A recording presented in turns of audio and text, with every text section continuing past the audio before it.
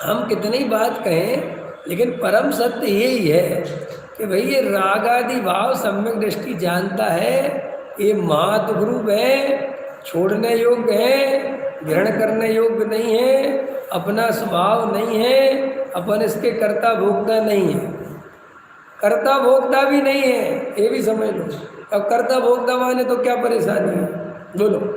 हम अपने को राग आदि विकारी भावों का कर्ता भोक्ता माने तो क्या प्रॉब्लम है?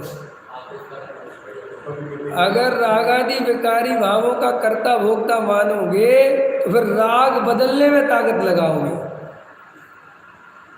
और राग बदलने के लिए तुम निमित्त बदलोगे।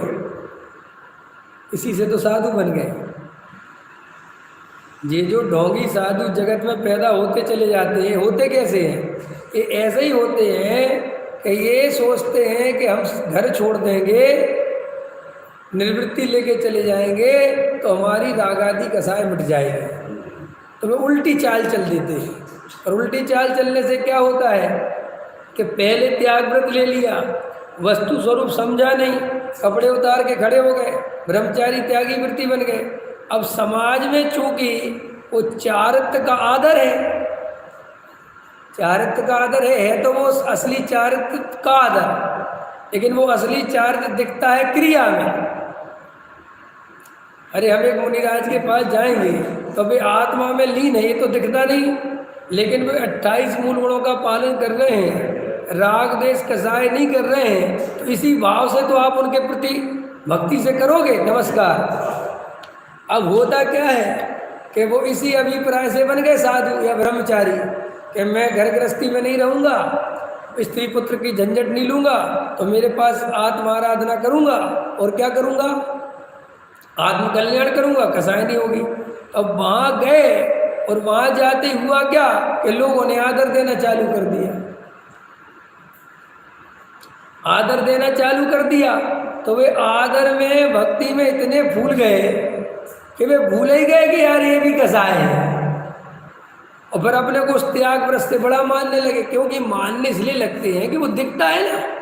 जैसे देखो अभी अपन ही हैं, अपन जिस मात्रा में त्यागी वृत्ति है मान के चलो, जैसे अपन जमीकंद नहीं खाते, रात्रि भोजन नहीं करते, तो अपन दूसरा अगर ये जमीकंद खाता हुआ दिखे, रात्रि भोजन करता हुआ दिखे, तो मैं इससे कुछ श्रेष्ठ हूँ, ये अंदर फीलिंग आ ही जाती है। अगर सम्यक दर्शन नहीं हो तो बिल्कुल आ जाएगी कि अरे रात में खाते हो तुम जैन होगे, तो ऐसी उसे फीलिंग आती है कि तुम पत्नी लेके घूम रहे हो, घर गृहस्थी तुम्हारी है, बाल बच्चे हैं, व्यापार करते हो। अरे हमने तो सबको ठोकर मार दी भैया, हम तो देखो ना त्याग व्रत ले लिया। अब वो त्याग व्रत में उपादेय बुद्धि हुए बिना रहती नहीं है। तो हमारे यहाँ पर आचार्य भगवंतों ने सम्यक दर्शन पूर्वक संयम क्यों कहा कि सम्यक दर्शन तुम्हें उपादेय बुद्धि होने से बचा लेगा। जैसे देखो जो वेद विष भक्षण करे, समझ में आया, फिर भी उसको जहर नहीं चढ़ता, तो बताओ वज्रसेन जी जहर क्यों नहीं चढ़ता? अरविंद जी वेद है वेद, और उसने ऐसा जहर लिया अपने सामने और खा गया, लेकिन वो मरा नहीं। और तुम घर आए और तुमने कहा जब वेद जी नहीं मरे तो हम भी नहीं मरेंगे, और तुमने खा लिया और तुम मर गए, तुम्हारा राम नाम सत्य हो गया। तो अब ये पूछा कि पता करा कि ये क्या हुआ, कि वेद जी आपने जहर खाया था, हमारे घर वाले ने घर पे जाके उसने तो आपकी देखा सीखी करके जहर खा लिया तो मर गया।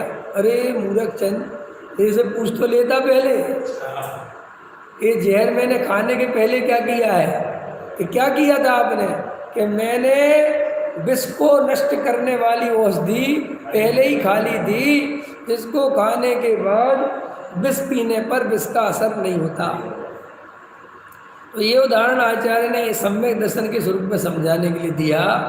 ऐसे ही सम्यक दृष्टि अपनी आत्मानुभव रूपी औषधि पहले पी लेता है, सम्यक श्रद्धा पहले कर लेता है, और वो पंच इंद्रिय के विषय भोगों में कितने ही प्रवृत्ति करे, उसका श्रद्धान नष्ट नहीं होता, उसका धर्म नष्ट नहीं होता।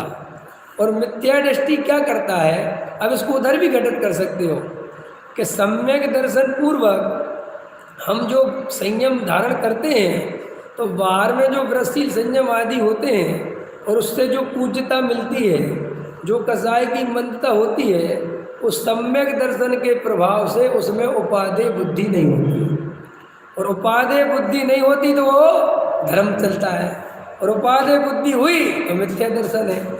इसीलिए सम्यक दर्शन पूर्वक जैन दर्शन में संयम है। और कई जीव ऐसा विचार करते हैं, एक हमारे पास श्वेतांबर भाई का फोन आया बहुत पहले, अभी तो अब तो नहीं आ रहा, बहुत दिन से पहले आया। वो साधु थे, माने ब्रह्मचारी त्यागी व्यक्ति, साधु जो भी हो साधु थे मेरे हिसाब से, तो कह रहे थे वो मैं साधु। तो बोले साहब आपका हम प्रवचन सुनते हैं और हमें बहुत बढ़िया अच्छा लगता है जो आत्मा का आप स्वरूप समझाते हैं, लेकिन हमें एक तकलीफ होती है। हमने कहा बताइए। बोले आप वृषशील संयम का विरोध क्यों करते हो, आप निषेध क्यों करते हो कि वृषशील संयम आदि जो है इस सम्यक दर्शन के बिना कोई कार्यकारी नहीं है, ऐसा क्यों बोलते हो? कोई वृषशील संयम धारण कर ले तो उसमें क्या बुराई है? कोई निर्वृत्ति से रहना चाहे तो उसमें क्या बुराई है? अगर मुझे शादी नहीं करना है, शादी करने का विकल्प नहीं, तो जबरदस्ती शादी करूँ क्या? ब्रह्मचर्य रह के अपनी आत्मा आराधना को मेरे को कोई दिक्कत नहीं। तो बोले आप निषेध कर दे। हमने कहा गलत। हमने कहा हम निषेध किस चीज़ का कर दे उसका ध्यान दो। समझ में है? कोई निर्वृत्ति लेके आत्माराधना करे इसका निषेध नहीं है, लेकिन वो निर्वृत्ति में धर्म मानता है, वो निर्वृत्ति से अपने को त्यागी वृत्ति मानता है, अपने को साधु मानता है और लोगों से अपने को पुजवाता है और उसका पूरा मजा लेता है, अपने को श्रेष्ठ मानता है। हम ऐसे व्रत संयम का त्याग नियम का विरोध करते कि ये जैन धर्म का त्याग व्रत नहीं है। तो साहब बोले वो कोई कोई होता है। मैंने कहा कोई कोई नहीं होता है, आप हो सकते हो, बढ़िया हो, 99% यही हालत होती है मिथ्या दृष्टि होगी। और वर्तमान में क्या है, तो संसार का स्वरूप है। अगर साधु खोजने जाओ, हजारों में से 2-4 सही मिल जाए तो बहुत बड़ी बात समझना, ये रेसो ही है संसार का।